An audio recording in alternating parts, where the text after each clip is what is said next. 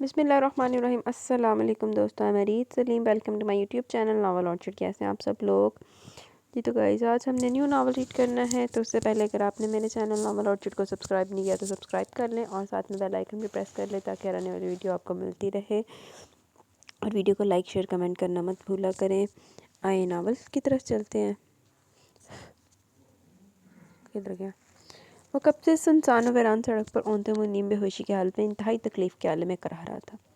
वो शहर से बाहर चंद किलोमीटर के फासले पर वाक़ कोई इलाका था जहाँ दूर दूर तक बने कॉटेज इस वक्त मुकम्मल तारीकी में डूबे हुए थे। शाम आहिस्ता आहिस्ता रात में ढलती जा रही थी। सड़क पर से गुजरती इक्का दुक्का गाड़ियाँ बेफिक्री से आगे की जाने पड़ रही थी। पूरे जिस्म से उठती दर्द की टीसे इसे मजीद अजियत में मुब्तला कर रही थी। इसने बमुश्किल एक नज़र सड़क पर से गुजरती गाड़ी को देखा, फिर अपना बाएं हाथ उठाकर मदद के लिए अपनी जानिब तवज्जो करना चाहा, मगर आवाज़ इसके हलक में कहीं खुट कर रह गई और हाथ हवा में चंद सेकंड मुअल्लक रहने के बाद ज़ोर से ज़मीन पर आ गिरा। फिर वो हर शय से बिल्कुल बेगाना हो गया। पहले सीन जी एक्सीडेंट हो गया। पता नहीं तौसीफ साहब, मेरा दिल क्यों इतना घबरा रहा है। वो जितने दिनों से खुशी के मारे पूरे घर में चकराती फिर रही थी, अम्मी की बात सुनकर दरवाजे पर ही रुक गया और इरादी तौर पर अब्बू के जवाब का इंतज़ार करने लगी। तुम तो ऐसे परेशान होती हो सोफिया, अनाबिया किसी गैर के घर तो नहीं जा रही, अपनी पप्पो के साथ जा रही है और वैसे भी इस पर तहमीना कोई बहाना नहीं सुनेगी। आखिर को इसकी बेटी की शादी, किसी को तो जाना पड़ेगा ना, वरना वो शायद नाराज़ होगी। मेरे अलावा इसका और है भी कौन?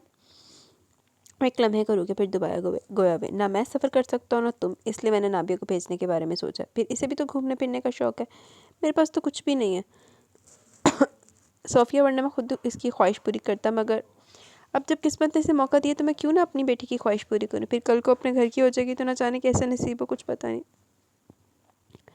अब्बू के लहजे में यासियत वाज़ियत थी। अब्बू की बात सुनकर वो मुतमिन अंदाज में अंदर चली गई। अब्बू की तरफ दूध का गिलास बढ़ाते हुए बोले, अब्बू अम्मी तो बस ख्वामखा परेशान होती है और मुझे भी खिलाए रखती हैं। अब देखे ना कैसे रो रही है।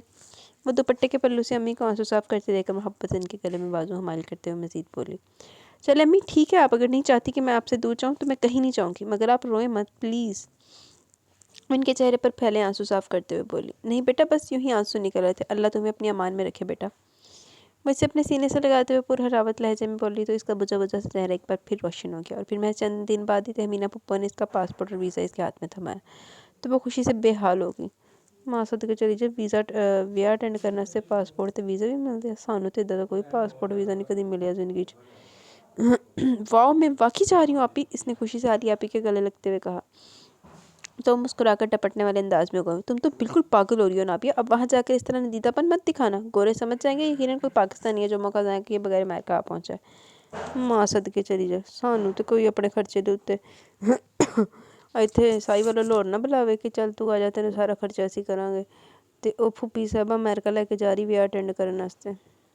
सही है भाई, शशके हैं। नहीं वैसे मैं थोड़ी ज़्यादा बोल गई हूँ लाहौर तक तो मेरा भी खर्चा अफोर्ड करने की ऑफ़र हुई है मुझे, लेकिन मैंने वो रिजेक्ट कर दी थी तो कोई ना, होता चलता है। लेकिन बात वही है ना कि विआह अटेंड करने से तो कोई मेरे अपने खर्चे ते ना दूजे शहर बुलावे, उन्होंने दूजे मुल्क बुला रहे, अमेरिका लेके जा रही, माँ सदके चली जाए। वैसे आप भी मन रूठेपन से बोली, अब ऐसी बात भी नहीं है कि मैं अमेरिका जाने की ख्वाहिश में दुबली हुई जा रही थी। वो तो बस मुझे शौक़ है ना घूमने का घूमने फिरने का, दुनिया देखने का, इसलिए इतनी एक्साइटेड हो रही हूँ। और वैसे भी मेरी best friend plus cousin Sheeza की शादी में नाबिया तौसीफ़ की शिरकत इंतहाई ज़रूरी है, ये तो आप जानती हैं ना। इसकी आंखें खुशी से चमक रही थी। आप इन्हें मोहब्बत से इसके सर पर हल्की सी चपत लगाते हुए इस बात में सर लाती तो वो खिल ही गई। हेलो अरीब। वो अभी अभी कपड़े चेंज करके बेड पर लेटा था जब मामा की आवाज़ पर इसने दरवाजे की जानिब देखा। तुमने अस्पताल से कब डिस्चार्ज हुए? वो पूछते हुए इसकी तरफ बढ़ गई। अभी थोड़ी देर पहले आया, इसने तकिए के सहारे बैठते हुए जवाब दिया। मैं अस्पताल से ही आ रही हूँ, पता चला तुम घर शिफ्ट हो गए तो सीधी यहीं चलिए। अब तबीयत कैसी है? मैं इसके सराहने बैठते हुए नरमी से बोली, ठीक हूँ, इसने मुख्तसर जवाब दिया। स्टोर कब से ओपन करोगे? वो उसकी खामोशी नोट करते हुए बात करने की खातिर बोली, कल से, इसने जवाब दिया। अपना ख्याल रखा करो अरीब, तुम्हारी एक्सीडेंट का सुनकर मेरी हालत अजीब बुरी हो गई थी, तुम बहुत अहम हो मेरे लिए। इनकी आखिरी बात पर इसने तंज़ी अंदाज में इनकी जानिब देखा, फिर सर झटक कर रह गया। पता नहीं क्यों तुम्हें मुझ पर मेरी मोहब्बत पर यकीन नहीं आता, इन्होंने यासियत से कहा क्योंकि आपकी मोहब्बत में मुझे वो सच्चाई नज़र नहीं आती जो एक माँ की मोहब्बत में नज़र आनी चाहिए। आपकी मोहब्बत, आपकी तवज्जो में मुझे खुद गर्जी नज़र आती है मामा। सॉरी टू से बट इट्स अ फैक्ट, इसने कदर तनफ़्फ़ुर से कहा। मम्मा दी मुँह तो बिस्ती नहीं हो गई। अच्छा छोड़ो सारी बातें, मैं तुम्हारे लिए सूप बना कर लाई अपने हाथों से, ये लो, ये पी लो। है तो वाकई खुदगर्जी नज़र आ रही। एड्डी बेइज्जत करा के भी आओ हिसाब हो गया। मैं उन्हें एड्डा जलील किया मगर उन्हें मासा नहीं फील किया। इन्होंने सूप इसकी तरफ बढ़ाते हुए नरमी से कहा मगर इसने हाथ के इशारे से मना कर दिया। थैंक्स मामा, मगर मुझे इन चीज़ों की खास ज़रूरत नहीं, लेकिन अगर आप वाकई मेरे लिए बना कर लाइए तो जाते हुए किचन में रखती जाएगा, मैं ज़रूर महसूस करूँगा तो ले लूँगा। इसने तकिया सीधा करके लेटते हुए कहा और आंखें मूंद ली। इसका मतलब था कि वो मज़ीद इनसे कोई बात नहीं करना चाहता था। वो चुपचाप वहाँ से उठी और कमरे से बाहर निकल गई। जब से इसकी सीट कंफर्म हुई थी इसको चुप सी लग गई थी। अम्मी अब्बू से दूरी का ख्याल इसे बेचैन कर रहा था। चंद दिन पहले वो जितनी पुरजोश हो रही थी अब एक अजीब सी यासियत ने इसे आन घेरा था। वो तो कभी पूरे एक दिन के लिए भी अम्मी अब्बू से दूर नहीं हुई थी, मगर अब पूरे 2 हफ्ते से एक अजनबी मुल्क में रहना था। यही सोचकर इसे अपने जिस्म से जान निकलती महसूस हो रही थी। नाबिया, क्या हुआ है? आप ही जैसे दरवाज़ा खोलकर अंदर दाखिल हुई इसके चेहरे पर फैली परेशानी और तफक्कुरात देखकर एकदम से इसकी तरफ बढ़ गई। इसने फ़ौरन आंखों में आई नमी को आहिस्ते से साफ किया और आप ही के गले जा लगी। अरे क्या हुआ तुम्हें? वो इसे मोहब्बत से देखते हुए बोली। क्यों रो रही हो नाबिया? आप ही मैं कैसे रहूँगी इतने दिन अम्मी अब्बू के बगैर, आपके बगैर? मुझे बस मुझे नहीं जाना अमेरिका। आप पप्पा को मना कर दीजिए प्लीज़। वो हाथों की पुष्ट से आंसू साफ करते हुए बोली। आप ही को उस पर ढेरों प्यार आने लगा। इन्होंने मुस्कुराकर इसकी थोड़ी को छुआ और बोली, पगली ये क्या कह रही हो? अगर तुम ना गई तो शीज़ा की शादी भला कैसे होगी तुम्हारे बगैर? और ऊपर जो जवेरी है तुम्हारी क्लासमेट वो तो कहेगी, देखा मैं ना कहती थी कि नाबिया सिर्फ बढ़ के मारती है। आप ही ने बिल्कुल जवेरी के स्टाइल में इतरा कर कहा तो बेख्तियार इसकी हंसी छूट गई, मगर अगले लम्हे वो दोबारा परेशान हो गई। लेकिन आप तो अपने घर से नहीं जाएंगी, फिर अम्मी अब्बू का ख्याल कौन रखेगा? तुम बिल्कुल बेफिक्र हो, मैं आशिर के साथ हर दूसरे तीसरे दिन आती रहूँगी। और वैसे भी सिर्फ 2 हफ्तों की तो बात है, दिन गुजरते पता भी नहीं चलेगा, तुम देखना। आप ही ने चुटकी बजाकर लापरवाही से कहा तो वो भी कदरे मुतमिन होगी। इसके चेहरे पर फैले इत्मीनान को देखकर आप ही उठकर खड़ी हुई और इसका सामान पैक करने लगी। जो एडी ब्लॉकबस्टर ऑफर मिलती पे तो जाकर होया। हे रीप, वो अपना स्टोर खोल रहा था जब मारिया की आवाज़ पर पलट कर इसे देखने लगा। फिर उकताए उकताए अंदाज में स्टोर खोलने में मसरूफ़ हो गया। How are you reap?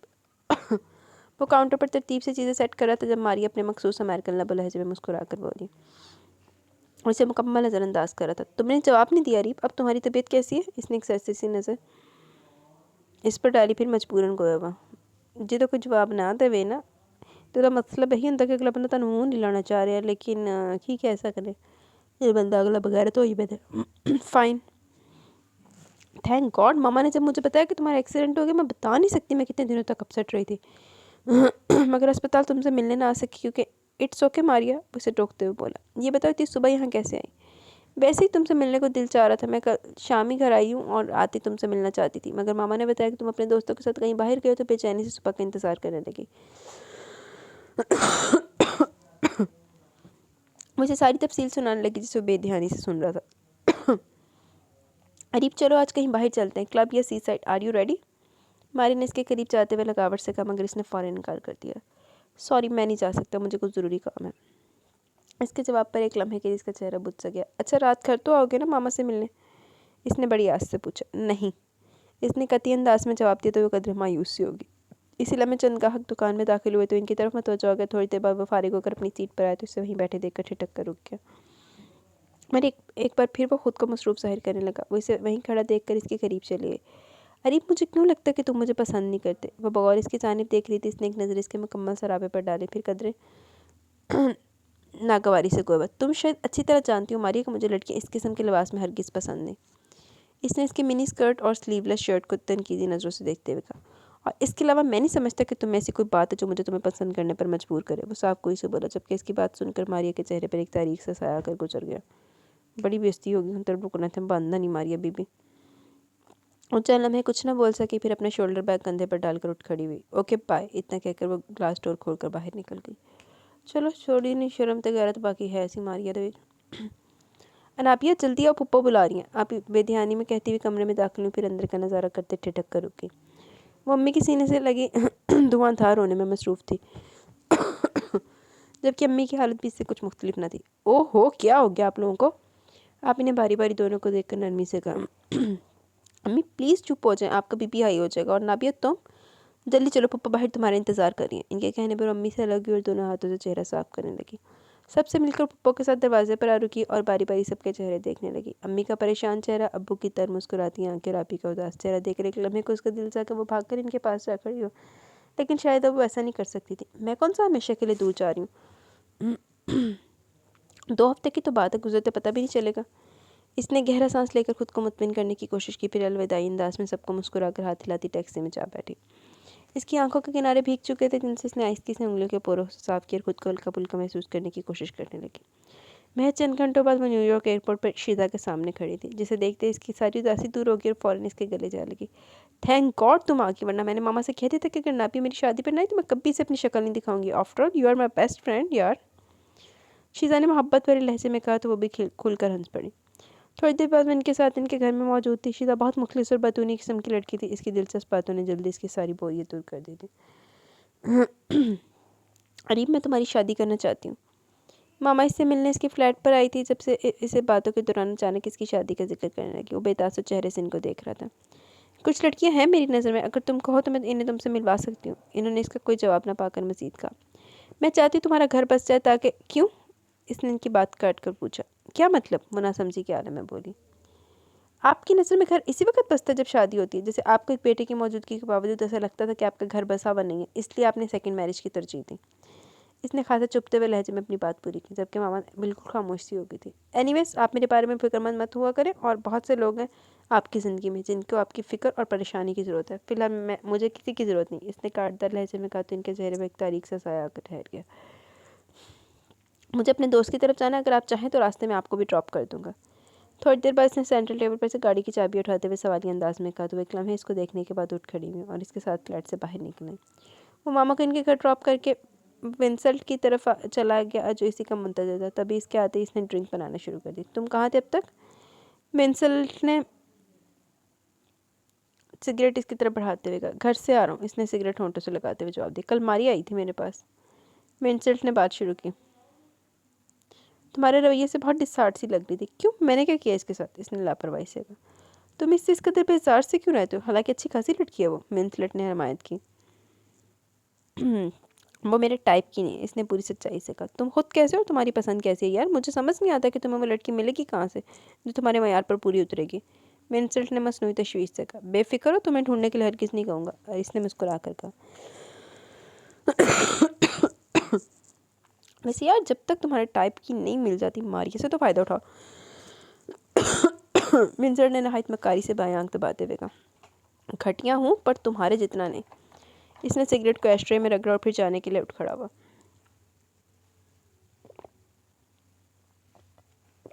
अरे इतनी जल्दी कहाँ चल पड़े? बैठो ना। विंसलेट ने इसे रोकना चाहा, मगर वो नफ़ी में सर ला गया। नहीं यार, बस अब चलता हूँ, तबीयत कुछ बोझल सी हो रही है। इसने सीने पर हाथ फेरते हुए कहा। फिर कुछ भी कहे सुने बगैर विंसलेट की फ्लैट से निकल गया। घर पहुँचने तक इसकी हालत मज़ीद ख़राब हो चुकी थी। इसे अपना पूरा जिस्म अनदेखी जंजीरों में जकड़ा महसूस हो रहा था। एक अजीब सी बेचैनी थी जो इसके पूरे बदन का हाथा किए हुए थे। इसके साथ ये सब क्या हो रहा था वो बिल्कुल नहीं जानता था। इस वक्त इसे मामा की शदीद ज़रूरत महसूस हो रही थी, मगर हमेशा की तरह आज भी इसने अपनी ज़रूरत को पसे पुश डाल दिया और ख़ुद को रिलैक्स करने की कोशिश करने लगा। बस ये अपनी माँ की वजह से पता नहीं हुआ है कि इसकी माँ ने सेकंड मैरिज कर लिया और इस वजह से ये बेरारगी का शिकार हुआ है, या पता नहीं शुरू तो सही, खुद आगे जाकर पता लगेगा। अभी तो थोड़ी बहुत ही कहानी समझ आएगी, इतनी कोई कहानी समझ नहीं आ रही। कुछ ही दिनों बाद शीजा की शादी थी और वो खूब इंजॉय करी थी, मगर इसी असना में जब मम्मी आपी की याद आती तो आंखें खुद ब खुद भर आती। जिन्हें वो बड़ी सूरत से साफ़ करती तो 12 सबके साथ खुशकपी में मगन हो जाती। पता ही ना चला और इतने सारे दिन गुजर गए। शीजा रुखसती के बाद बोस्टन चली गई। इसके जाते घर भर की रौनक बिल्कुल ख़त्म हो गई। पप्पा सुबह अपनी जॉब पर चली जाती, वो खाना बनाने के बाद सारा दिन फारिग ही रहती। एक दो दिन तो इसे शदीद बोरियत महसूस हुई, मगर फिर वो इस फुर्सत को भी इंजॉय करने लगी। शाम को पप्पा के आने से पहले डिनर तैयार करके रखती, फिर इन्हीं के साथ ढेरों बातें करते हुए खाना खाती। ना भी बेटा, तुम बोर तो नहीं होती? मैं भी क्या करूँ, मेरी जॉब ही ऐसी है, वरना मैं। पप्पो के लहजे में शर्मिंदगी नुमाया थी, तब वो फ़ौरन इनकी बात काट कर बोली। अरे नहीं पप्पो, आप मेरी तरफ से परेशान मत हो, मैं बहुत इंजॉय कर रही हूँ यहाँ। आप इतना ख्याल तो रखती है मेरा, बस आप मेरी टेंशन ना लें। इसने मोहब्बत से इनके हाथ थाम कर कहा तो इन्होंने फ़ौरन इसे अपने सीने से लगा लिया। पप्पो, जबरान कहाँ होता है? मैं जब से आई हूँ इसे एक बार भी नहीं मिली। इसने हल्का सा शिकवा किया। वो तो महीनों अपनी शक्ल नहीं दिखाता अपनी माँ को, न जाने कहाँ रहता है, कौन सी दुनिया बसा ली है इसने जहाँ इसकी माँ की कोई गुंजाइश ही नहीं निकलती। पप्पो के लहजे में दर्द सिमटा। इसे तो बस अपनी फ़िक्र होती है, अपनी अय्याशों की फ़िक्र होती है। इसे क्या परवाह कि इसकी माँ रातों को इसे याद करके कितना रोती है। इनकी आंखों में आंसू भरा है, जिन्हें देख कर बेचैन उठी। सॉरी पप्पो, मैंने आपको अनजाने में इतनी तकलीफ़ पहुंचाई। वो शर्मिंदा सी थी। अरे नहीं बेटा, तकलीफ़ तुमने नहीं, तकलीफ़ तो मेरे अपने बेटे ने मुझे पहुंचाई, जिसने मुझे अंदर से इस कदर खोखला कर दिया कि पास दफ़ा मुझे लगता है कि मैं किसी दिन भुरभुरी मिट्टी की मानो ढह जाऊंगी। न जाने इनके चेहरे पर क्या था, वो डर सी गई। अल्लाह ना करे पप्पू, आप कैसी बातें कर रही हैं? इसने इनके सर पड़ते हाथों को अपने हाथों में लेकर कहा तो मुस्कुरा कर गोया में तुम क्यों इतनी परेशान हो रही हो बेटा? मैं बिल्कुल ठीक हूँ। वो जानती थी वो अंदर से बहुत टूट रही है, मगर खुद को इस पर जाहिर करना नहीं चाहती थी, सो इसके साथ बातों में मसरूफ़ हो गई। पिछले 4 दिनों से मेरी बहुत तबीयत ख़राब थी, तुम एक बार भी मुझसे मिलने नहीं आए री। बात करते अचानक मामा ने शिकवा भरे लहजे में कहा, आपको पता तो मैं आपके घर नहीं आता। इसने कॉफ़ी का सिप लेते हुए इंतहाई आराम से कहा, मुझे तुम्हारा बहुत इंतज़ार था रीप कि शायद तुम मुझसे मिलने आ जाओ।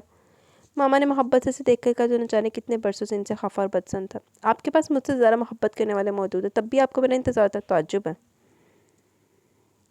इसने कदे तंज़ी अंदाज में कहा तो महज सर झुका कर रहेगी। फिर चंद लम्हे बाद गोया में, तुम्हें ऐसा क्यों लगता है कि बेटा कि मैं तुमसे मोहब्बत नहीं करती? वो आंखों में आई नमी को अपने अंदर कहीं जज़ब करने की कोशिश करने लगी, क्योंकि दर हकीकत ऐसा ही है, इसने आम से अंदाज में कहा। इसकी बात सुनकर वो एक गहरी सांस लेकर आएगी। अच्छा ये बताओ तुम्हारा स्टोर कैसे चल रहा है? इन्होंने बात बदलते हुए पूछा। आपको अचानक मेरे बिजनेस में दिलचस्पी कैसे होगी? वो इस्तज़ाई अंदाज में मुस्कुराई। मुझे तुम्हारी परवाह होती है रीब, इसीलिए तुमसे मुंसलिक हर शय से दिलचस्पी है मुझे। आखिर तुम क्यों नहीं समझते? इन्होंने दुख से कहा। अच्छा तो फिर आपकी दिलचस्पी इस वक्त कहाँ चली गई थी जब मुझे सबसे ज़्यादा आपकी ज़रूरत थी? आपकी तवज्जो और मोहब्बत की ज़रूरत थी। लेकिन लेकिन आप अपनी नई ज़िंदगी में इस कदर मसरूफ़ हो चुकी थी कि मुझसे मुंसलिक हर खुशी और दुख आपके नज़दीक बिल्कुल बेमानी होकर रह गया था। इसने तंज़न कहा, मैं इस वक्त भी तुमसे गाफिल नहीं थी। कोई भी माँ अपनी पहली औलाद को कभी नहीं भूल सकती। इनका लहजा टूट सा रहा था। इसी लम्हे इसका सेलफोन बज उठा तो वो फ़ोन सुनने में मसरूफ़ हो गई। चंद लम्हों बाद इन्होंने सेल ऑफ किया और इसकी जानिब मतवज्जो कि वो भी कुछ कहने का कसद कर ही रही थी कि फ़ौरन बोल पड़ा, आपको कुछ कहने की ज़रूरत नहीं, मैं जानता हूँ आप अपने घर जाने के लिए मेरे सामने कोई बहाना तराशेंगे, तो ऐसा करने की कोई ज़रूरत नहीं है। आप जा सकती हैं, आपके बच्चे आपके शौहर डाइनिंग टेबल पर आपका इंतज़ार कर रहे होंगे। वो एक लम्हे को रुका, फिर दोबारा यहाँ बैठ कर टाइम ज़ाया मत कीजिए, जाइए प्लीज़। इसके हर अंदाज में बेगानगी इतना कहकर वो टेरेस पर झाँक रहा और बाहर की जानिब देखने लगा। थोड़ी देर बाद इसने पलट कर देखा, मामा जा चुकी थी। एक लम्हे के लिए से अपने जिस्म से जान निकलती महसूस हुई। काश मामा कभी तो आप मुझे दूसरों पर फोके दे दिया करें, मुझे भी एहसास होने दिया करे कि मैं आपके नज़दीक सबसे ज़्यादा अहमियत रखता हूँ। इसने इसी जगह को तकते हुए दुख से सोचा जहाँ थोड़ी देर पहले मामा खड़ी थी। इसे अपनी कनपटियाँ सुलगती हुई महसूस हो रही थी। इसने एक लंबा सांस लेकर खुद को रिलैक्स करने की कोशिश की, फिर पलट कर दोबारा टेरेस से बाहर देखने लगा। नहीं जी एडी ही दी मां नूं दूजी औलाद दी ते बंदे दी परवाह है तो फिर ना आया करे। देखो बिल्कुल ही छड्ड देवे। आके बन बन के तो ऐसे बातें करती जैसे इससे ज़्यादा बेटे का खैर हुआ कोई है नहीं। मामा मुझे अभी और इसी वक्त कुछ रुपयों की ज़रूरत है, प्लीज़ हेल्प मी। वो भी अभी लाउंज में आई थी जब पप्पा के कमरे से आती जिब्रान की आवाज़ पर ठिठकते वहीं चली गई। पप्पा अपने बेड के किनारे पर बैठी थी जबकि जिब्रान इनके बिल्कुल सामने तना हुआ खड़ा था। मेरे पास कोई रुपये नहीं है तुम्हारी अय्याशियों के लिए, तुम्हारे कारनामों के लिए, पप्पा ने सख्ती से कहा। मैं आपसे कह रहा हूँ मुझे रुपए दे दीजिए, मैं इस वक्त बहुत मुश्किल में हूँ। वो ठीक बना खड़ा था। तुम जुआ खेल कर आ रहे हो? पप्पा ने तनकीदी नज़रों से देखा, फिर मज़ीद सख्त लहजे में बोला, मैं तुम्हें 1 रुपया भी नहीं दूंगी, जाओ चले जाओ यहाँ से। मैं इस वक्त तक यहाँ से नहीं जाऊँगा जब तक मुझे रुपये नहीं मिल जाते। वो गुर्रा कर बोला, मेरी मेहनत की तो कमाई तुमने हमेशा हराम चीज़ों में लुटाई है, मगर आज मैं तुम्हें ऐसा करने नहीं दूंगी। इन्होंने मजबूत लहजे में कहा, मगर इस वक्त तो बरसों की कमज़ोर दिखाई दे रही थी। ये आपकी भूल है मामा, खाली हाथ तो मैं भी नहीं जाऊँगा यहाँ से, सुना आपने? वो इंतहाई रखाई से बोला। बेहतर ये कि चुपचाप मुझे रुपए दे दीजिए वरना बहुत बुरा होगा। इसने धमकियाँ दी। क्या करोगे तुम? अपनी माँ को धमकियाँ देते हुए शर्म नहीं आती तुम्हें? फूफो ने तैश के आलम में कहा जबकि इनके चेहरे पर एक करब सा फैला हुआ था। मैं कुछ भी कर सकता हूँ, मुझे कोई अच्छी उम्मीद मत रखिएगा। मैं हमेशा के लिए इस घर को छोड़ जाऊँगा और आप इसे महज मेरी धमकी मत समझिएगा। इसने बेरहमी से कहा, तुम तो मुझे और इस घर को इसी रात छोड़ गए थे जो रात तुमने पहली बार इस घर से बाहर अपनी माँ की परवाह के बगैर गुजारी थी। अब तुम मुझे छोड़ो, ये इस घर को मुझे कोई फ़र्क नहीं पड़ता। फूफो ने अपने कपकपाते लहजे को मुश्किल कंट्रोल करते हुए मज़ीद कहा, इतना याद रखना जिब्रान, मेरे पास जो कुछ भी है वही मेरा आखिरी सहारा है, क्योंकि तुमसे तो मुझे कोई अच्छी उम्मीद नहीं कि तुम मुझे बुढ़ापे में एक वक्त की रोटी भी दोगे। पप्पो का मुसलसल कांप रहा था, फ़ौरन इनकी जानिब बढ़ गई। पप्पो आप ठीक तो है ना? इसने इनके सर्द हाथों को अपने हाथों में लेकर तशवीश से पूछा तो उन्होंने इस बात में सर हिला दिया। तो आप मुझे सीधी तरह रुपए नहीं देंगी है ना? वो इनकी तरफ बढ़ते हुए बोला। इसके तेवर खतरनाक दिखाई दे रहे थे। जिब्रान, पप्पो की तबीयत ठीक नहीं लग रही। You shut up. इसने से बुरी तरह छिड़क दिया तो वो चुप हो गई। जिब्रान, मैं कह रही हूँ मुझे तंग मत करो, चले जाओ यहाँ से। इन्होंने सख्ती से कहा। इसी लम्हे वो आगे की जानी पड़ा और बेड की साइड टेबल की सेफ लॉक खोलकर लॉकर की चाबियाँ ढूंढने लगा। पप्पो ने आगे बढ़कर इसे रोकना चाहा, तभी इसने अपनी कमर से पिस्टल निकाला और इसका रुख अपनी कनपट्टी की जानिब करते हुए बेखौफी से बोला, अगर आपने मुझे रोकना चाहा तो मेरा खून आपके सर होगा। पप्पो खौफ के मारे बेड पर गिरने वाले अंदाज में बैठ कर मुंजमद नज़रों से तकने लगी।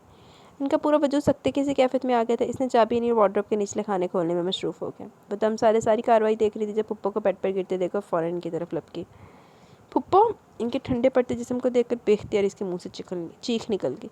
उठिए पुप्पो, मैं इनके सर्द हाथों को ज़ोर ज़ोर से रगड़ते हुए थविश लहजे में बोली। पुप्पो गई मन लगता। इसका रंग खौफ से पीला पड़ गया था। जिब्रान देखो पुप्पो को क्या हुआ है।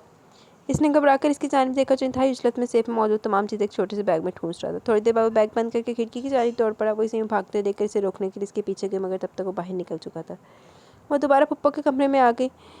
मान इसकी नज़र सेफ पर जा पड़ी जो बिल्कुल खाली था। एकदम इसे याद आई इसी सेफ में पुप्पो ने इसके सामने एहतियातन इसका वीज़ा, पासपोर्ट और जरूरी कागजात रखे थे, मगर अब सेफ बिल्कुल खाली थी।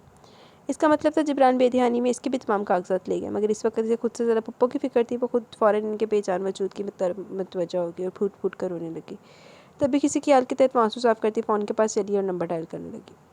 कि डर लानती है दरी गंदी औलाद हो तो माँ बाप तो वैसे जींदे जी मर जाते। लानती कमीना इंसान। वो इस वक्त न्यूयॉर्क सिटी के एक पुलिस स्टेशन के कॉरिडोर के बेंच पर बैठी अपनी सोचों में गलता थी जब इसने इसी बेंच पर कुछ फासले से बैठी सफ़ेद फॉर्म अमेरिकन लड़की को देखा जो शायद अभी भी वहाँ आई थी। इसी लम्हे इस लड़की ने इसे भी देखा, फिर मुस्कुराकर इसकी जानिब अपना दायां हाथ बढ़ाया। Hello, I am Crysta. इसने अपना तारुफ करवाया। इसने झिझकते हुए इसका हाथ थाम लिया। Your good name? क्रिस्टा ने पूछा। Anabia Tauseef. Are you Muslim? Krista ने अपने मखसूस इंग्लिश स्टाइल में अगला सवाल किया। इसने फ़ौरन सर इस बात में हिला दिया। थोड़ी देर तक क्रिस्टा से काफ़ी हद तक घुल मिल चुकी थी। क्रिस्टा के पूछने पर इसने पप्पो की डेथ का भी जिक्र कर दिया। मैं क्या से ना पप्पो लुढ़क गई। ओह आई सी, इसका मतलब है पुलिस पोस्टमार्टम के बाद ही तुम्हें यहाँ से जाने देगी जब तक इनकी मुकम्मल तफ्तीश नहीं हो जाती। क्रिस्टा ने सारी तफसील सुनकर तसल्ली में इस अंदाज में कहा। यू डोंट वरी नाबिया, बस चंद घंटों बाद तुम यहाँ से आसानी जा सकोगी। क्रिस्टा के हमदर्दाना लहजे में कोई बात थी जो इसकी आंखें भिगो गई। एकदम वो चेहरा हाथों में चुप लेकर फूट फूट कर रो पड़ी।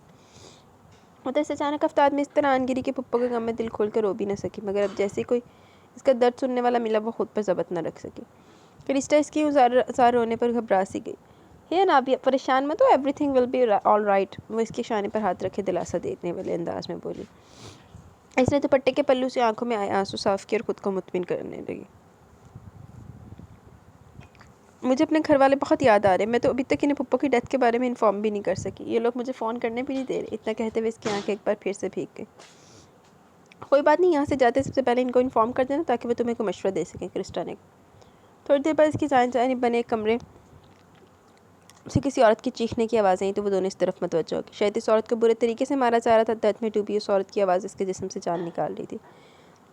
वो मज़ीद सहम सी गई। क्रिस्टा उठकर इस कमरे की खिड़की के पास जा खड़ी हुई झरी में से अंदर की जानिब देखने की कोशिश करने लगी। वो भी हिम्मत करके उठी हुई क्रिस्टा के पास जा खड़ी हुई इसी झरी में से झांकने लगी। अंदर का मंजर देखकर इसकी आसानी खता हो गई। इसे अपने कदमों पर खड़ा रहना दोपहर हो गया था। इसे अपना सांस सीने में अटकता महसूस हुआ। पूरे जिस्म में फैली लर्जिश को बमुश्किल काबू करते हुए दोबारा वो बेंच पर जा बैठी और गहरे गहरे सांस लेने लगी। इसे अपनी टांगों से जान सी निकलती महसूस हो रही थी। या अल्लाह, मुझे यहाँ से बाइज्जत निकाल दे। वो बेख्तियार इसके लबों पर दुआ ठहरी। एक बार फिर इसकी आंखें अश्कबार हो गई। अंदर कमरे में मौजूद औरत को नींद भर न करके दो पुलिस एहलकार बुरी तरह सुदकोप कर रहे थे, क्योंकि वो औरत बार बार इनसे अपनी गलती का एतराफ़ किए जा रही थी, मगर दोनों पुलिस एहलकार शायद कुछ भी सुनने के मूड में नहीं थे। इसकी आंखों से कोशिश के बावजूद मंजर हट नहीं पा रहा था। लानत ने लोग होते, मेरा दिल करता है मैं ऐसे जो किस्म के गंदे तरीन लोग होते हैं उनको सारा न्यूक्लियर रख के ऐसा फैर मारा, बल्कि रॉकेट लॉन्चर मार के मारते हैं उन्होंने। क्रिस्टा ने इसके जर्द पर तिरंगत को देखा तो फ़ौरन इसके पास आ बैठी। Anabia, are you all right? Krista ने नरमी से पूछा। इसने मुताबिश नज़रों से क्रिस्टा की जानिब देखा, फिर यकदम बिलक बिलक कर रो पड़ी।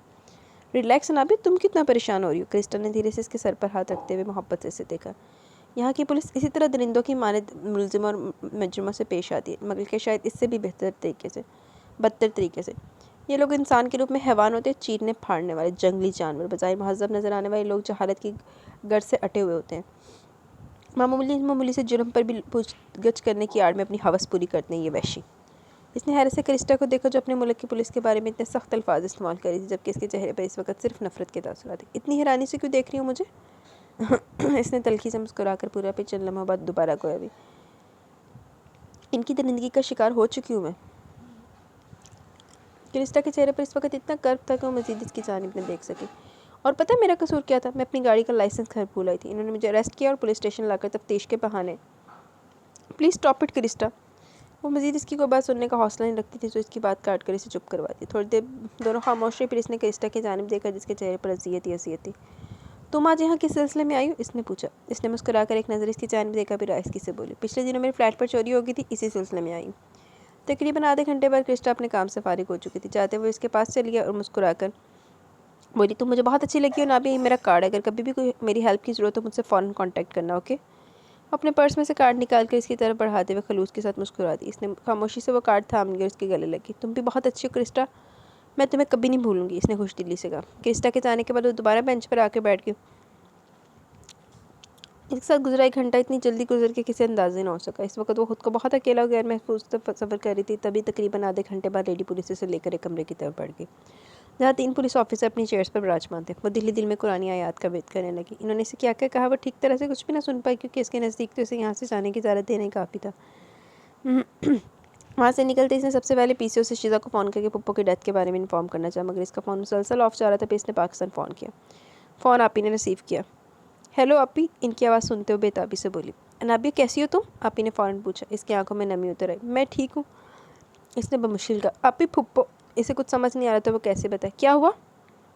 आपी ने बेचैनी से पूछा। फुप्पो की डेथ हो चुकी, इतना कहकर वो बेख्तियार रो पड़ी। दूसरी जानिब आपी शदीद शौक में थी। इसने सारी तफसील क्या सुनाई। ये क्या कह रही हो तुम अनाबिया? आपी की आवाज़ में लर्जिश नुमाया थी। चल लम्हे दोनों तरफ खामोशी छाई रही। फिर आपी तशवीश से गोई, तुम तो खैरियत से हो ना? जी। अनाबिया तुम फ़ौरन पाकिस्तान आ जाओ। आपी के कहने पर ज़ारो कतार रोने लगी। क्या हुआ अनाबिया? इन्होंने परेशानी से पूछा। आपी मेरा वीज़ा और पासपोर्ट। इससे मज़ीद बोला ना कि और एक बार फिर रो पड़ी। एक लम्हे के लिए आपी भी चुप हो गई। तुम्हें कुछ नहीं पता नहीं कि जिब्रान कहाँ होता है? इसने इस्तफसार किया। नहीं, वो आंखों में आए आंसू साफ करते हुए बोली। आप परेशान मत हो आपी, मैं कुछ ना कुछ करती हूँ, लेकिन आप अम्मी अब्बू को मेरे बारे में कुछ मत बताइएगा, वो बर्दाश्त नहीं कर पाएंगे। मैं आपको अपनी खैरियत से आगाह करती रहूँगी। मैं फ़ोन रखती हूँ, अल्लाह हाफ़िज़। इसने जल्दी से बात खत्म की और फ़ोन रखकर बेतहाशा रोने लगी। वो तो खुद नहीं जानती थी कि अब वो क्या करेगी, मगर आपी को तसल्ली देना भी ज़रूरी थी। पीसीओ थे। निकल कर वो सीधे पप्पो के घर चली है, मगर घर लॉक था। वो एकदम चकरा के रह गई। इसका मतलब था कि जिब्रान, मेरे अल्लाह। वो दोनों हाथों में सर थाम कर दीवार के साथ जा रहेगी। मैं अब कहाँ जाऊँगी? वो वहीं ज़मीन पर बैठ कर घुटनों में सर्दी फूट फूट कर रोती। फिर अचानक अपने हाथ में वकील इस कार्ड को तकने लगी जो चंद घंटे पहले क्रिस्टा ने इसे दिया था। शाम देरी से रात की स्याही में ढल रही थी। इसे रात होने से पहले क्रिस्टा से रब्ता करना था। यही सोचकर एक बार फिर पीसीओ की जानिब चल पड़ी। और इस वक्त इंतहाई तैश के आलम में खड़ा इस्तफसार करती नज़रों से इन्हें तक रहा था, जबकि मामा अचानक की सूरत हाल पर कई लम्हों तक कुछ भी ना बोल सके। आपने जवाब नहीं दिया मेरी बात का। इसने एक बार फिर सवाल किया। मैं क्या बताऊँ बेटा, मैं कुछ नहीं जानती। आसिम के ऐसे किसी इरादे के बारे में मुझे कुछ इल्म नहीं है। इन्होंने पूरी सच्चाई से कहा। तो फिर समझा दीजिएगा अपने शौहर को कि मैं इनकी उम्मीदों पर हरगिज़ पूरा नहीं उतरूँगा, और मारिया से भी कह दीजिएगा कि इसे और इस जैसी आम लड़कियों को नापसंद करता हूँ, लिहाजा वो मुझसे दूरी रहे तो बेहतर है। इतना कहकर मैं तेरी से इनके ऑफिस से निकल कर मामा को गहरी सोच में डाल गया। आसिम मारिया की शादी रीप से करना चाहते हैं और मुझसे इन्होंने इस बारे में कोई जिक्र नहीं किया, जबकि रीप से डायरेक्ट बात कर ली। इनका जहन उलझ सा किया। वो जल्दी जल्दी काम मुकम्मल करके घर जाने की तैयारी करने लगी। मैं नहीं समझती कि इसके अलावा तुम्हारे पास कोई दूसरा रास्ता। तुम आराम से सोच लो, मगर ये बात ध्यान में रखना कि तुम सिर्फ 5 दिन इस मुल्क में इज़्ज़त के साथ रह सकती हो। मगर जैसे 5 दिन के बाद तुम्हारे वीज़ा की मुदत ख़त्म होगी, तुम यहाँ रही तो यहाँ की पुलिस बू सूंघते वाले कुत्तों की माने तुम्हारे पीछे पड़ जाएगी और तुम्हें पाताल में से भी निकाल लाएगी। और इसके बाद वो तुम्हारा जो हशर होगा, इसका तुमने तो कभी तसव्वुर भी नहीं किया होगा। आखिरी सांस तक अपने प्यारों की एक झलक तक ना देख सकोगी तुम। क्रिस्टा ने इसे तमाम हकीकत से आगाह कर दिया जिसे वो दम सारे सुन रही थी। मैं आप ही से मशवरा करना चाहती हूँ क्रिस्टा। काफ़ी देर सोचने के बाद इसने नम लहजे में कहा। ओके। क्रिस्टा ने नरमी से इसका सर हाथ अपने हाथ में लेते हुए कहा। मैं दुआ करती हूँ कि तुम्हारे साथ जो भी हो बहुत अच्छा हो। और फिर इसने जल्दी आप ही को फ़ोन कर लिया। शुक्र है नाबिया, तुम्हारा फ़ोन तो आया। तुम खैरियत से तो हो ना? और अब कहाँ हो? इसकी आवाज़ सुनते ही आप ही ने एक बाद दिगरे कई सवाल कर डाले। मैं क्रिस्टा के घर ही हूँ, इसने बताया। मैं बहुत परेशान हूँ नाबिया, अब्बू को हार्ट अटैक हो गया और इसी सदमे के बाद अम्मी का बीपी शूट करके दोनों इस वक्त अस्पताल में। मुझे समझ नहीं आ रही सब क्या हो रहा है। आप ही बोलते बोलते अचानक रोने लगी, तो वो भी खुद पर काबू ना रख सकी, ज़ारो कतार रोने में मसरूफ़ होगी। थोड़ी देर इनसे बातें करके इसने फ़ोन बंद कर दिया। इसकी तबीयत बहुत पोचल पोचल सी हो रही थी। इसका बस नहीं चल रहा था वो किसी तरह पाकिस्तान पहुँच कर अम्मी अब्बू की खूब खिदमत करे, मगर बेबसी की आखिरी हद पर थी। इसने आंखों में आए आंसू को रगड़ कर साफ़ किया और खुद को आने वाले हालात के लिए तैयार करने लगी, जिसके लिए इसका मजबूत रहना बहुत ज़रूरी था। प्लीज़ अरीब, वो आज क्रिस्टा के बुलाने पर इसके फ्लैट आया था। क्रिस्टा ने इससे कुछ ज़रूरी बात करनी थी और इसकी ज़रूरी बात सुनकर इसने साफ लफ्ज़ों में इनकार कर दिया। अरीब, तुम किस किस्म के दोस्त हो जो मुश्किल में दोस्त के काम ही नहीं आ सकते? क्रिस्टा ने इसे शर्म दिलाना चाहिए, मगर इसमें मतलब कोई असर ना हुआ। दोस्त मैं तुम्हारा हूँ, तुम्हारी दोस्त का दोस्त नहीं हूँ। हाँ, तुम मुझसे कोर्ट मैरिज करना चाहो तो मैं हाजिर हूँ, इसने मज़ा लेते हुए कहा। नो थैंक्स, मुझे पता ही ऑफ़र तुम मुझे क्यों कर रहे हो। क्रिस्टा ने जल कर कहा। क्यों? इसने मुस्कुराकर पूछा। क्योंकि तुम्हें मालूम है मैं रॉबर्ट में इन्वॉल्व हूँ और जल्दी ऑस्ट्रेलिया जाकर इससे शादी करने वाली है। इसकी बात पर हंस पड़ा। प्लीज़ री, वो इस वक्त बहुत मुश्किल है। मेरा ख्याल है कि तुम्हारा इतना फ़र्ज़ तो बनता है कि अपने हम मज़हब शख्स की मदद करो, लेकिन तुम सॉरी यार, मुस्लिम की मदद नहीं कर सकता। वो इसकी बात काट कर संजीदा लहजे में बोला तो क्रिस्टा खामोश हो गई। ओके, मैंने तुम्हारा इंतखाब इसलिए किया था क्योंकि हमारे पूरे ग्रुप में एक तुम ही मुस्लिम हो, वरना मैं किसी और से मदद लेती, लेकिन लगता है कि मुझे कुछ ना कुछ करना पड़ेगा। क्रिस्टा ने मायूसी से कहा। ओके फिर मैं चलता हूँ। वो जाने के लिए उठ खड़ा हुआ। जब इसी लम्हे इसकी नज़र दरवाजे से अंदर दाखिल होती है, नाबिया पर जा पड़ी, जो हाथ में शॉपर्स पकड़े मखसूफ से अंदाज में अंदर दाखिल हो रही थी। ब्लैक स्कार्फ के हाले में इसका रोशन चेहरा मासूमियत और पाकीज़गी के बायस दमक रहा था। वो महज एक ही नज़र से देख सका, फिर क्रिस्टा को मुखातिब करके धीमी आवाज़ में बोला, कल पेपर्स तैयार करा लेना, मैं कोर्ट पहुंच जाऊंगा। इतना कहकर वो इस पर दूसरी नज़र डाले बगैर इसके करीब से इसी दरवाजे से बाहर निकल गया। देख एक झलकदे विच मुंडा पागल हो गया। फिर काश ने हाँ कर ली, कोर्ट मैरिज वास्ते तो जिधर जनाल रहना पै गया तो फिर रीब साहब की करेंगे। रीब बहुत अच्छा इंसान है नाबिया, तुम्हें इसकी तरफ से कभी कोई तकलीफ नहीं पहुंच सकती, इस बात का मैं तुम्हें यकीन दिलाती हूँ। तो दिन भर क्रिस्टा ऑस्ट्रेलिया जा रही थी। अब जाने से पहले वो इससे कुछ ज़रूरी बातें डिस्कस करी थी। मैं कहीं यहाँ रहती तो तुम्हें अपने पास ही रखती, मगर अब मेरी मजबूरी है और तुम्हारी भी है कि तुम्हें रीब के साथ रहना होगा। क्रिस्टा की बात पर इसने चौंक कर इसे देखा। तुम बिल्कुल बेफिक्र हो, तुम्हें वहाँ कोई मसला नहीं होगा और अरीब तुम पर अपना कोई ऐसा हक नहीं जताएगा जिसके लिए तुम राजी ना हो। क्रिस्टा एक लम्हे के लिए रुकी, फिर दोबारा गोया भी। अरीब तुम्हारा पाकिस्तान जाने का तमाम इंतजाम करा देगा, तुम्हें इस सिलसिले में भी किसी परेशानी का सामना नहीं करना पड़ेगा, और जैसे तुम्हारा वीज़ा और पासपोर्ट बना वादे के मुताबिक वो तुम्हें डाइवोर्स दे देगा और यहाँ तुम आज़ादी से जहाँ चाहो रह सकती हो। थैंक यू क्रिस्टा, अगर तुम ना होती तो पता नहीं आज मैं किस हाल में होती। मैं हमेशा तुम्हारी एहसानमंद रहूँगी। इस चक्कर में अंदाज में क्रिस्टा के दोनों हाथों को थाम कर नम लहजे में कहा, अच्छा मुझे अपनी पैकिंग करनी है, मेरी हेल्प कराओगी? क्रिस्टा के पूछने पर इसने धीरे से आंखों में आंसू को साफ किया और इस बात में सर ला दिया। नाबिया ने तो वैसे बड़ी भैड़ी हुई। घूमन का शौक लिया डुब्बिया नूं, उत्तों वो कितने मर गई है जिहदे ब्याह ते आई सी शीज़ा, और जिन्होंने अपनी ना माँ के मरन का पता तो ना है पता कि मेरी जी कज़न आई हुई इत्थे वो कितने किन्ना हालात दे विच जी रही। वो पिछले 2 दिनों से यहाँ रह रही थी और अब 2 दिनों में इसने अरीब को वो मुश्किल 2 घंटे घर में पाया था। वो ज़्यादातर वक्त घर से बाहर गुजारता हुआ इसके लिए कतई इत्मीनान बख्श था। वो इस वक्त किचन में खाना बना रही थी जब डोरबेल की आवाज़ पर दरवाज़ा खोलने की घर से बाहर निकल आई। इसने जैसे ही दरवाज़ा खोला तो वो ठिठक कर रुकी। मैं अरीब की मदर हूँ। इन्होंने मुस्कुराकर अपना तारुफ करवाया तो वो भी जवाब में मुस्कुरा दी। माशाल्लाह, बहुत प्यारी है मेरे बेटे की पसंद। इन्होंने इसकी पेशानी चूमते हुए मोहब्बत से कहा। आप अंदर आ जाइए प्लीज़। वो एकदम कन्फ्यूज ही हो गई। अरीब कहाँ है? इन्होंने सोफे पर बैठते हुए पूछा। जी मालूम नहीं, इसने जवाब दिया। तुम यहीं बैठ जाओ मेरे पास। इन्होंने हाथ के इशारे से अपने करीब बैठने को कहा तो वो चुपचाप वहाँ बैठ गई। अरीब ने तुम्हें मेरे मुतालिक तो बता दिया होगा ना? इसके पूछने पर वो एक लम्हे के लिए परेशान होगी। जी हाँ, इसने भी मुश्किल इतना ही कहा। इस लम्हे वो खुले दरवाजे से अंदर दाखिल हो गए। दोनों को एक साथ बैठे देखकर एक लम्हे के लिए ठिठक कर रुक गया, फिर आहिस्ता आहिस्ता चलता हुआ सामने वाले सोफे पर बैठ गया। आपका भाई? मुकद्दर संजीदा लहजे में मामा से मुखातिब हुआ। थोड़ी देर पहले आई हूँ, मामा ने जवाब दिया। अरीब माशाल्लाह बहुत प्यारी है तुम्हारी बीवी, मामा ने खुशी से भरपूर लहजे में कहा तो इसने एक नज़र इसकी जानिब देखा। इसकी झुकी पलकें दरस गई थी। इसने अपने चेहरे पर इसकी नज़रों की तपश महसूस की तो गैर इरादी तौर पर सर उठाकर सामने देखा। वो इसे देख रहा था। न जाने इसकी नज़रों में क्या था। वो मज़ीद वहाँ न बैठ सकी, चाय बनाने के बहाने से उठ खड़ी हुई है। थोड़ी देर बाद वो चाय सर्व करके वापस किचन में चली गई और खाना बनाने लगी। ओके बेटा, मैं चलती हूँ। मामा किचन में इसके पास चली हूँ, पलट कर नहीं देखने लगी। मैं खाना बना रही हूँ, आप खाकर जाइएगा। इसने रोकना चाहा। नहीं, फिर कभी। वो एक लम्हे के लिए रुकी, फिर दोबारा गोया भी। नाबिया बेटा, अरीब का बहुत ख्याल रखना, मोहब्बत के मामले में बहुत हसास है वो। इन्होंने मोहब्बत से इसके हाथों को थाम कर कहा तो महज सर हिला के रह गई। इसके जाने के बाद वो दोबारा काम में मसरूफ़ हो गई। किसी चीज़ की ज़रूरत तो नहीं? अचानक इसकी आवाज़ पर डर कर पीछे हट गई। वो किचन के दरवाजे के ऐन वस्त में खड़ा था। आप मुझसे डरती क्यों है? इसने नरमी से इसकी आंखों में देखकर पूछा। नहीं नहीं, ऐसी तो कोई बात नहीं, इसने अटकते हुए जवाब दिया। वो चंद लम्हे खामोशी से खड़ा देखता रहा, फिर अपना दाएं हाथ इसकी तरफ बढ़ाते हुए मुस्कुरा कर बोला, फ्रेंड्स? इसने एक नज़र इसके बड़े हुए हाथ और दूसरी नज़र इसके पुरुमीद चेहरे पर डाली। फ्रेंड्स? इसने इसका बड़ा हुआ हाथ नज़रअंदाज करके मुस्कुरा कर कहा तो इसने गैर महसूस तरीके से अपना हाथ पीछे खींच लिया। मैं टीवी लाउंज में 2 कप कॉफ़ी बनाकर वहीं ले आना। हुन मनिया कोर्ट मैरिज कर लिया, लेकिन कॉन्ट्रैक्ट बेस हुई आ तो हुन तेरे हाथ हो तो मिलाने शुरू कर दे। इतने कहकर फ़ौरन बाहर निकल के जबकि मकान के अंदाज में फ़ौरन कॉफ़ी बनाने लगी। अपने बारे में कुछ बताओगी नहीं? थोड़ी देर बाद जब वो दोनों कॉफ़ी पीने में मसरूफ़ थे, इसके अचानक सवाल पर वो चौंक सी की। आपको क्रिस्टा ने बता दिया होगा? इसने जवाब दिया। तुम्हारे मुंह से सुनना चाहता हूँ, इसने फ़ौरन कहा। बहुत छोटी सी फैमिली हमारी, मुझसे बड़ी बहन की शादी हो चुकी है और घर में सिर्फ अम्मी अब्बू होते हैं। मैंने मास कम्युनिकेशन में मास्टर्स किया और आजकल छुट्टियों पर थी तो सोचा पप्पू के साथ अमेरिका देखा। आखिरी बात कहते हुए इसका चेहरा मुरझा सा गया। कैसा लगा अमेरिका? इसने पूछा। दोबारा कभी यहाँ आने का तसव्वुर भी नहीं करूँगी, मेरी ज़िंदगी का सबसे तलख तजर्बा था ये, इसने कदर तनफ़्फ़ुर से कहा। अगर कभी किसी की खातिर यहाँ आना पड़ गया तो? इसने चांचती नज़रों से देख कर कहा। कभी नहीं आऊँगी, इसने मजबूत लहजे में कहा तो बिल्कुल चुप हो गया, नज़र टीवी पर जमा ली। आप अपने बारे में कुछ नहीं बताएंगे? इसकी मुसलसल खामोशी देखकर इसने सवाल कर डाला तो इसकी तरफ मतवज्जा हो गया। जब मैं 10-12 साल का था तो पापा की डेथ होगी। मामा ने 2-3 साल बाद दूसरी शादी कर ली और जिस शख्स से इन्होंने शादी की थी वो इसकी पहली बीवी से डाइवोर्स हो चुकी थी और एक बेटी भी थी, मारिया, जो मामा के पास ही रहा करती थी। इसके अलावा इनके 2 बच्चे हैं, अहमद और आमना। आप अपनी मामा 1 मिनट, इसने किसी बात काट कर कहा।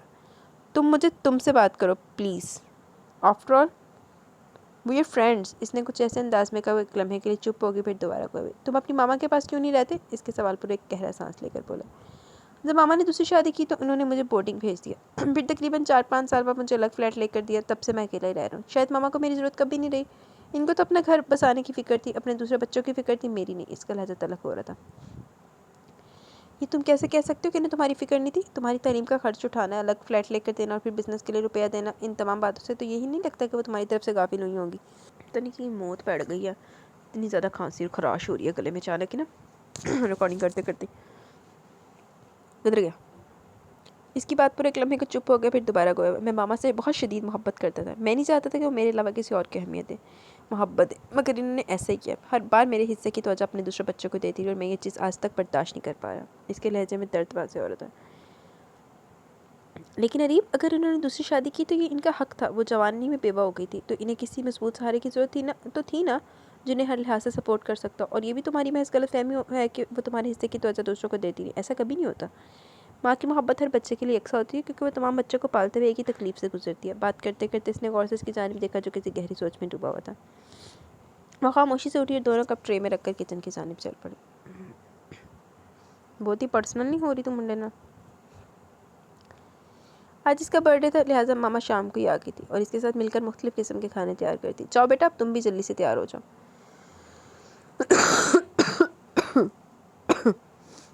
मामा ने वॉल क्लॉक पर टाइम देखकर इसे कहा। वो कुछ गड़बड़ा सी गई। मैं तैयार ही हूँ आंटी। अरे कहाँ तैयार हो? अरीब के आने का टाइम हो रहा है, जाओ अच्छा सा ड्रेस पहनो, हरी अप। इनके बेहद इसरार पर वो सफ़ेद रंग का शलवार सूट पहने, लाइट से लिपस्टिक लगाई, इनके सामने आ खड़ी हुई। ये हुई ना बात? मामा ने इसे दमकते रूप को देखकर प्यार से कहा। तुम महज मुस्कुरा कर रह गई। तभी डोरबेल सुनाई दी तो वो सर पर अच्छी तरह दुपट्टा जमाए दरवाज़ा खोलने लगी। वो इसे देखकर मबहूत सा रह गया। इसने झट से सलाम कर डाला। अस्सलाम वालेकुम। वो सर के इशारे से जवाब देता अंदर दाखिल हो गया और सीधा अपने कमरे की जानिब चल पड़ा। अरीब इधर आओ बेटा। मामा ने इसे अपने पास बुलाया मगर वो शावर लेने का कहकर अंदर चला गया। थोड़ी देर तक इसने मामा के साथ मिलकर खाना टेबल पर लगा दिया। वो चुपचाप खाना खाने में मसरूफ़ था। उसकी तरफ देखने से अतुल मकान ग्रेज कर रहा था।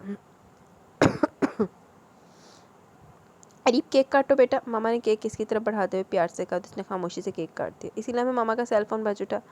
इसने एक नज़र मामा को देखा, फिर सर झुका गया। मामा ने फ़ोन काट दिया, दोबारा इसकी जानिब मुतवज्जो होगी। इसकी ज़िंदगी में इन्होंने आज पहली बार फ़ोन काटा था। जो यकीनन इसके लिए एक शौक ही था। मामा ने मोहब्बत से इसे देखा, फिर इसके सर पर हाथ फेरते हुए बोली। मेरे नज़दीक सबसे ज़्यादा अहमियत सबसे बड़े बेटे की, जैसे कि हर माँ के नज़दीक होती है। वो इन्हें शदीद हैरानी से देखे जा रहा था। आसिम तुम्हारी शादी मारिया से कराना चाहते थे मगर मैं राज़ी नहीं हुई क्योंकि मैं खुद ऐसी बहू चाहती थी जिसको पहनने ओढ़ने से लेकर बड़ों से अदब एहतराम का शऊर हो, जैसे नाबिया में। मैंने ऐसी बहू का तसव्वुर किया था हमेशा और अल्लाह का शुक्र है कि इसने मेरी आरज़ू पूरी कर दी। मामा ने शक्र अमेज़ अंदाज में आसमान की तरफ देख कर कहा। इससे वहाँ बैठना दोपहर हो गया था, लिहाजा बर्तन रखने के बहाने किचन में चली गई। अच्छा जी, शर्म आ गई कुड़ी ने।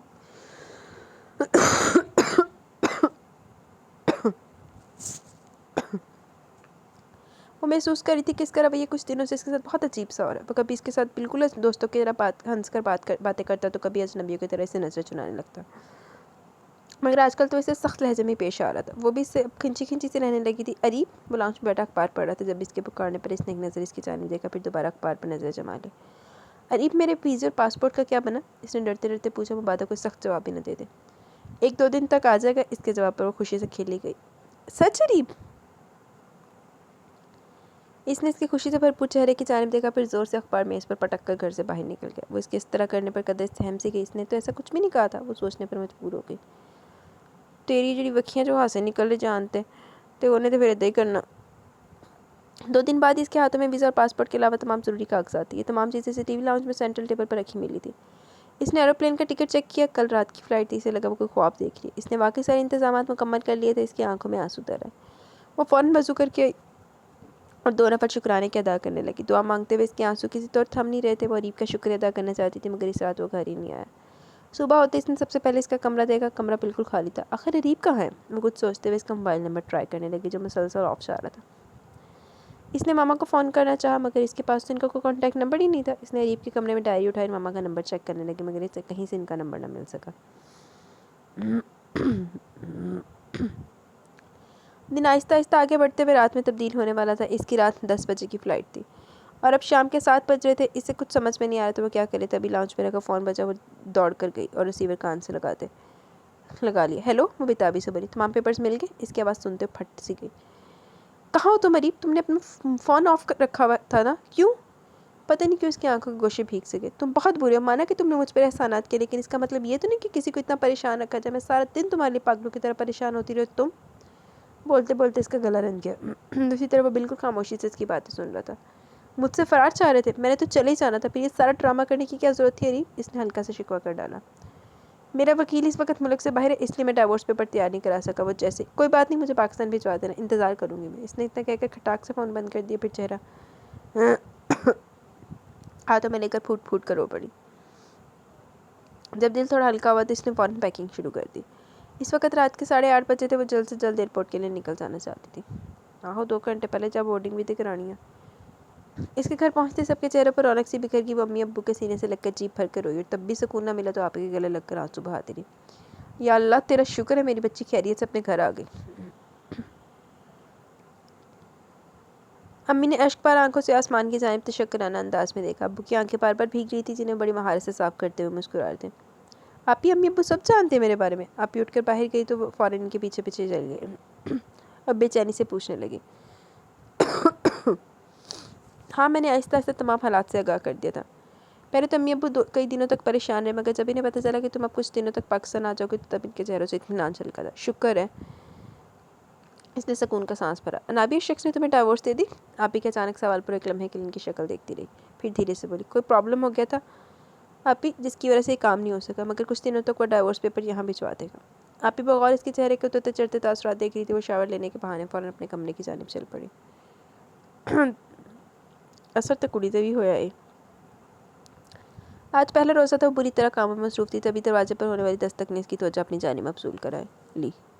वो जब से पाकिस्तान आई थी, दरवाजे पर होने वाली हर दस्तक पर चौंक जाती कि कहीं पोस्टमैन ना हो।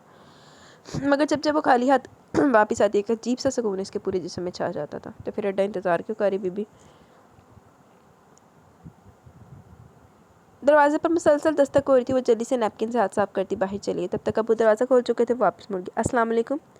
एक शनासा सी आवाज़ इसके कानों से टकराई तो फ़ौरन पलटकर दरवाजे की जानिब देखने लगी। वो भी इसी की जानिब देख रहा था। वालेकुम अस्सलाम बेटा, आओ बहन जी। इसके पीछे मामा खड़ी थी। इन्हें देखते ही वो फ़ौरन इनकी तरफ बढ़ गई। अस्सलाम वालेकुम आंटी। इन्होंने दोनों हाथ फैलाकर इसे अपने सीने से लगा लिया। कैसी हो बेटा? इन्होंने मोहब्बत से पूछा। ठीक हूँ, इसने मुस्कुरा कर कहा। तब तक अम्मी भी इनके इस्तकबाल के लिए जहन में आ चुकी थी। मैंने कमरे तक छोड़कर किचन में आ चुकी थी। पता नहीं कि उसका सांस अजीब से अंदाज में फूल रहा था। इसे अपना दिल ज़ोर ज़ोर तक धड़कता महसूस हो रहा था।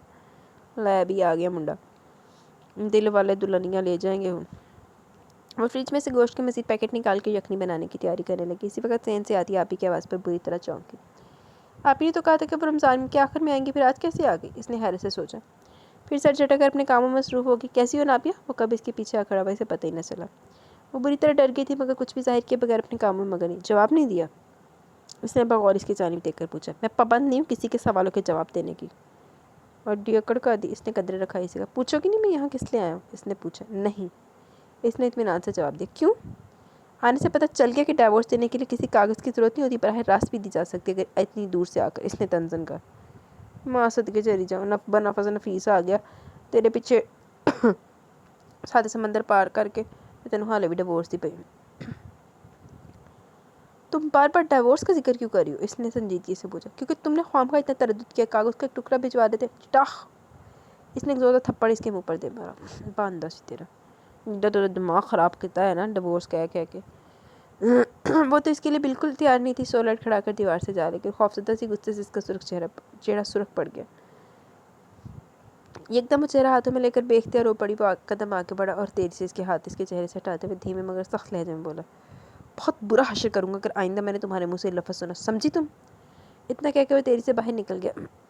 इसके जाने के बाद वो इसके लफ्ज़ों पर गौर करती रहेगी। इफ्तारी के बाद सब अबू के कमरे में जमा थे। वो खामोशी से उठी आपी के पास चली गई। आपी,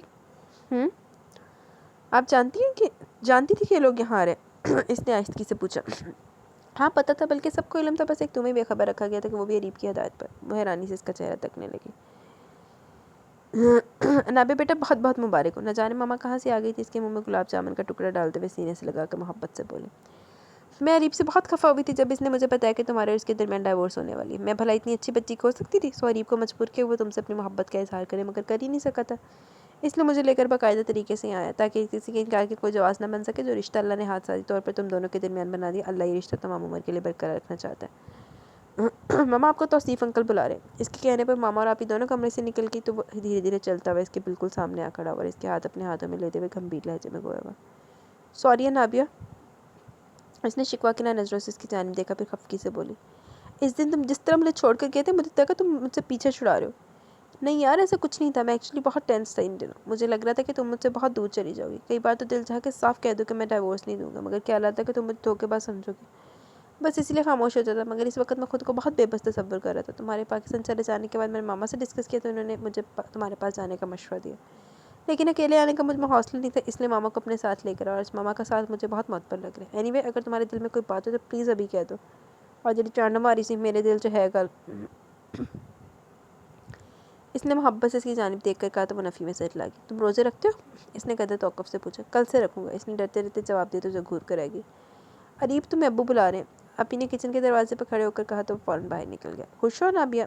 आपी ने इसका चेहरा ऊपर करते हुए पूछा। इनकी बात पर मुस्कुरा कर बोली, खुश नहीं होना चाहिए था क्या? जो मेरा था मेरे पास आ गया। इसकी आंखों में हल्की सी खुशी झलक रही थी। आपी ने इसे अपने गले लगा ली तो इसने इत्मीनान का गहरा सांस अपने अंदर उतारा। आज वो हर लिहाज से मुतमिन और शांत थी। जी तो गाइस, यहाँ पे हमारा छोटा सा नावल अपने इख्तिताम को पहुँचा। कैसा लगा आपको नावल? अपनी राय का ज़रूर इज़हार कीजिएगा। नावल नेम है घर मेरे रहो बाय फरहत शौकत का ये नावल है। तो मुझे तो अच्छा लगा। छोटा सा नावल में पहली बार पढ़ा आज है। तो आपको कैसा लगा? आप भी अपनी राय का ज़रूर इज़हार कीजिएगा। इंशाल्लाह जल्द मिलेंगे नवे नावल के साथ। तब तक के लिए अपना बहुत सारा ख्याल रखें, दुआ में याद रखें। मुझे अब इजाज़त दें जनाब अली। अल्लाह हाफिज़।